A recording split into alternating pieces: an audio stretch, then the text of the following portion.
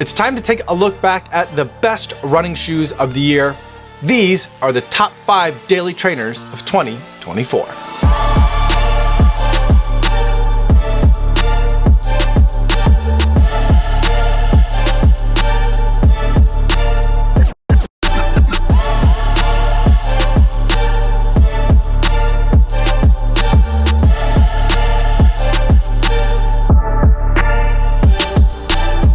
Yo, what's going on? My name is Kafuzi and I'm a non-elite runner who reviews running shoes here on YouTube. And today I want to talk to you guys about the best daily trainers of 2024. But before I give you this list, I do want to go over some disclosures. Nobody is paying me to make this video. Nobody's paying me to be included on this list, and no one's going to get a chance to preview any of my footage or my thoughts before you guys get a chance to see this video on YouTube. So with that disclosure out of the way, let's talk about the best daily trainers of 2024, and let's start with number 5. In the 5 spot this year is Adidas. It is the Adizero SL2. I'm really liking the updates to this shoe. It is a kind of 2 foam construction in here. There's a Light Strike Pro core, which is their racing foam, and then there's a Light Strike, a regular EVA carrier on the outside. The upper fits really great. There's not too much padding on it, and the whole package stays really light.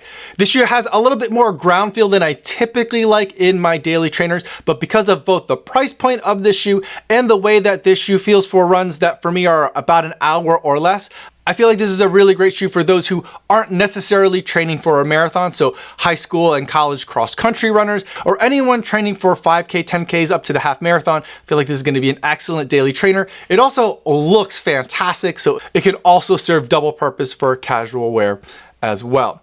Coming in at number 4 is a shoe that I think is a little bit underrated, and that is the Hoka Mach 6, because it is just so lightweight, nimble, and fun to run in. Now, the big change for the Mach 6 is Hoka left the kind of 2 foam Pro-Fly construction that they had been using and went with a single type of foam in the shoe, and it's a very fun foam. It compresses really nicely when your foot hits the ground, but it also snaps back and decompresses in a really quick and pleasant way for both easy running and for picking up the pace as well. Also, the upper fits on me really great, and there is minimal padding in this shoe. It even has a little bit of an Achilles flare to avoid biting at the back of your foot. So it's a very comfortable but also fun shoe to run in. Now for the number 3 spot, I guess it's a return of this shoe to the market. It is the Pegasus Plus. Now it does say that it's a turbo, but Nike's doing their whole kind of renaming of all the existing franchises in their lineup. So the Pegasus Turbo is now going to be called the Pegasus Plus, and naming conventions aside and how much I dislike what they're doing with the names aside, I feel like the Pegasus Plus is a very successful daily trainer. They're using a modified version of ZoomX in here. I don't think it's exactly what you're getting in, say, the Alphafly or in the Vaporfly, but it is a really nice PEBA-based foam that's in the midsole that gives you a lot of great comfort for daily training, but is lightweight and can definitely pick up the pace. The upper also feels really nice, and it reminds me a lot of the Mach 6, but it is a Nike shoe, so the fit is a little bit more snug. Now, moving into the number 2 spot is a shoe that is perennially near the top of my top 5 daily trainer list, and that's from Asics. That is the Novablast 5. This shoe only came out in the last month or so, but already I've been loving the miles I've been able to put in this shoe.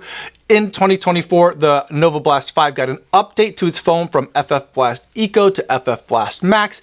It's even lighter, even spongier, even more energy return in the foam, and it's just a very fun ride. The new Checkered mesh upper also just feels really great, and I think it gives a little bit more room in the forefoot than we saw in previous iterations. So the Novablast 5 takes the number 2 spot.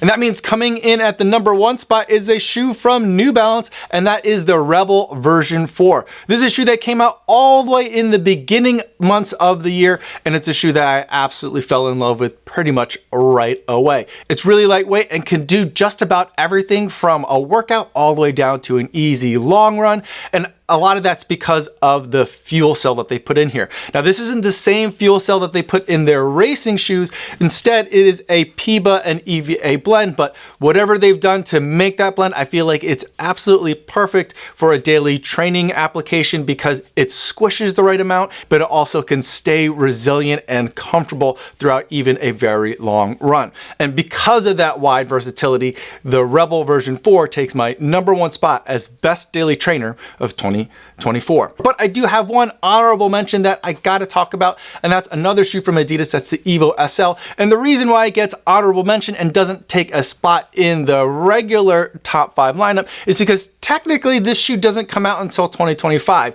Now, a lot of people have run in it already, and there have been trickle drops across the internet here and there, but I think unless something's changed, the actual global release date for the shoe doesn't happen until well into 2025. So stay tuned for next year's best of daily trainers to see where that shoe ranks. So those are my picks for best shoes of the years. I would love to know what you've been running in most as far as daily trainers go. Let me know in the comments down below, or better yet, stop by the live stream that I do Mondays and Thursdays over on the Kofuzi Run Club channel. I'd love to talk to you guys over there in the chat. That's all I have for today, everybody. Thanks so much for making it all the way to the end of this video. Hopefully you guys are staying safe out there on your runs, and I will see you in the next one. Yo, what's going on?